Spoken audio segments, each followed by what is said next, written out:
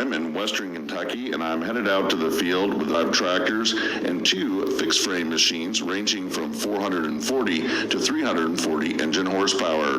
These tractors are equipped with 7-shank 3-point. In this video, I would like to share with you a close-up look at the subsoiling operation, talk about some of the specifications of the tractors, as well as taking you for a ride in the cab of one of the 9R 440 articulated 4-wheel drives.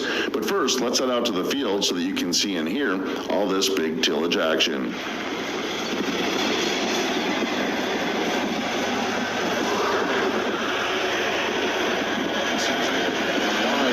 Subsoiling is so important after the harvest. Some of the tractors begin the cropping season in March, preparing the seedbed for corn planting. Here we can see one of the John Deere 8R 340 tractors moving to the next field with a 45-foot wide Kelly Diamond Harrow. Corn planting begins in late March into early April on this farm. It's important for the crop to go in quickly so it can be harvested in late August and early September to make way for the winter wheat crop that will follow the corn. The corn crop is planted with 60-foot wide John Deere 1775 NT 24-row 30-inch space corn planters. These big planters are operated by the farm's articulated 4-wheel drive tractors equipped with Firestone 480/80 R50 triple tires. The 12 tires help reduce compaction in the field as the tractors carry 1,000 gallons of fertilizer in the tanks mounted on the front. The tires will also help with traction in the fall for deep tillage. The tractors used for secondary tillage ahead of corn planting in the spring are brought back into service in the month of June to help with the winter wheat harvest. Operating 1,000 bushel Kinsey grain carts to keep the Class 8 John Deere S780 combines on this farm, equipped with 40-foot wide draper heads, rolling non-stop. Following directly behind the combines harvesting the wheat are the same tractors that planted the corn crop, using their triple tires to reduce compaction in the field as they no-till soybeans in to the wheat stubble using 40-foot wide John Deere 1795 planters, seeding 31 rows of 15-inch spaced soybeans. The winter wheat straw and stubble that the soybeans are no-tilled into help conserve water and reduce weed pressures as they grow over the summer. In late August, the farm begins harvesting its corn crop, and the articulated 4-wheel drive tractors once again use the Kinsey 1,000 bushel grain carts to keep the combines rolling along with their 12-row 30-inch spaced 30-foot wide corn heads non-stop. In October, the farm plants its winter wheat crop for the next season following the corn harvest. They use 40-foot wide John Deere 1890 air drills that will no-till the winter wheat seeds directly through the corn stalks into the soil. October is a busy month on this farm. In addition to planting the winter wheat, the operation is harvesting the double crop soybeans that were planted following the winter wheat harvest back in June. The big Class 8 combines with their 40-foot wide drapers are back in the field, supported by the Kinsey 1,000 bushel grain carts operated by the farm's big John Deere tractors. As you can see, there's a lot of farm equipment traffic on the fields of this farm over 2 growing seasons as they raise 3 crops during that time period. The only primary tillage these fields see is every other year following the soybean harvest.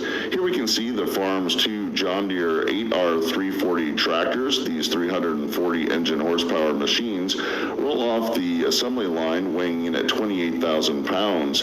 They're fully weighted up to 44,100 pounds, operating the John Deere 915 7-shank V-rippers. The 915s, operated by these 340 engine horsepower tractors, are 14 feet 7 inches wide. They're equipped with 7 subsoiling shanks that are spaced at 25 inches.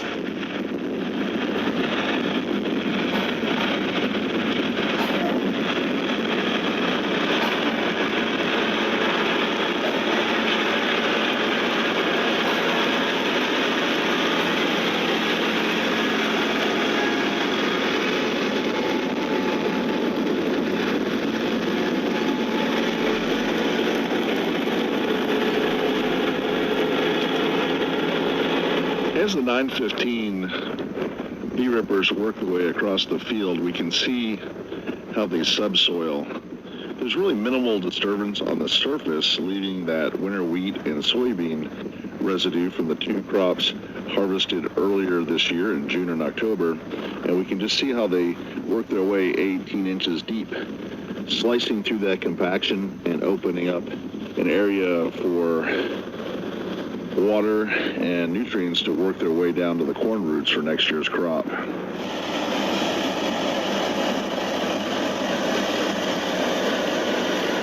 The 915 V rippers used on the articulated four-wheel drive tractors are 17 feet 6 inches wide. They're equipped with 7 shanks spaced at 30 inches. The 9R articulated four-wheel drives are not weighted as heavily as the 8R fixed frame tractors because they are used for planting and seeding throughout the growing season. That is where the 12 Firestone tires set up in the triple configuration on this 9R 440 come in handy. The tractor rolls off the assembly line in Waterloo, Iowa, weighing in at 45,980 pounds. It can be field weighted up to 62,000 pounds, but that would be counterproductive when the tractor is used for corn planting in the spring because the weight would compact the newly planted seeds. The V-Ripper is like a boat anchor behind the tractor, digging down 18 inches deep, fracturing the compaction and lifting the soil. The triple tires help the tractor to maintain an even speed across the field, digging in and pulling through.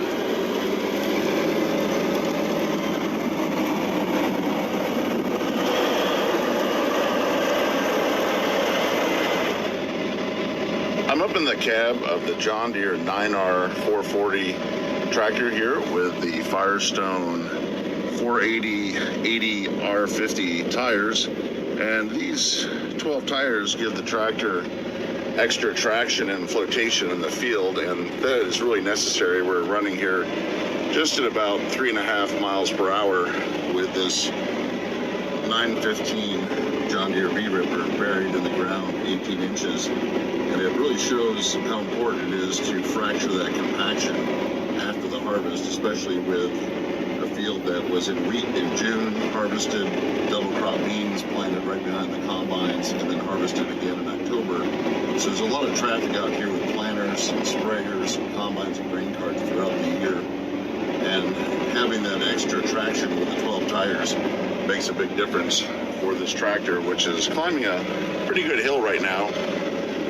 We can see the auto steer here is guiding the tractor across the field for that next pass, and it has a perfect gap between the previous passes made by this 9R 440 and the other 440 and 410s, and they're coming in right behind this one. As the tractor approaches the headland to turn around for the next pass, it will encounter the most compacted part of the field, where all the cross traffic took place between the grain carts and heavy loaded semi-trucks during the harvest. The 9R 440 is powered by a 13.6 liter John Deere 14 turbocharged after-cooled 6-cylinder 24-valve 826.9 cubic inch engine rated at 440 engine horsepower. In tough field conditions like the ones presented by this headland, the engine will boost up to 477 horsepower. With the added traction from the triple tires and the braking power of the 915 V-Ripper, the tractor will power through this extremely tight soil.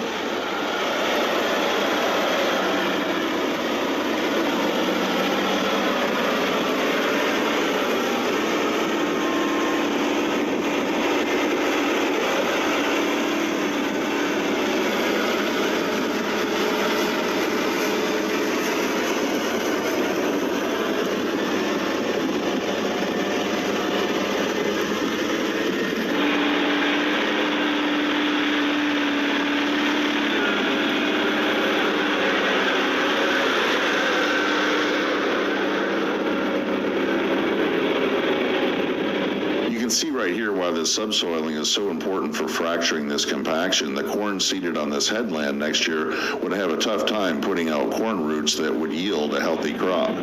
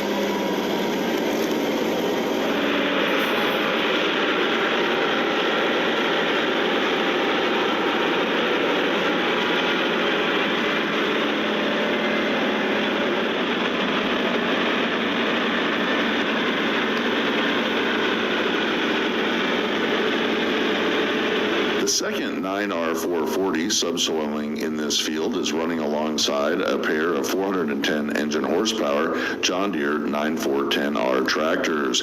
These three machines are equipped with 7-shank 30-inch spaced V-rippers. They're running row crop duals because they primarily run the grain carts during harvest season. They're narrowed up to run alongside the 40-foot draper heads and 30-foot wide 12-row 30-inch spaced corn heads. The duals are set up on 30-inch spacings to run through rows of corn, which is especially helpful during corn harvest to reduce stalk and stubble damage on the tires. These 9R tractors with the row crop duals are fitted with wheel weights, which add to their traction during the heavy tillage process. It also helps when they're towing around the 1,000 bushel grain carts during the harvest and the 270 bushel 1910 John Deere commodity carts pulling the 1890 40-foot wide air drills during winter wheat seeding.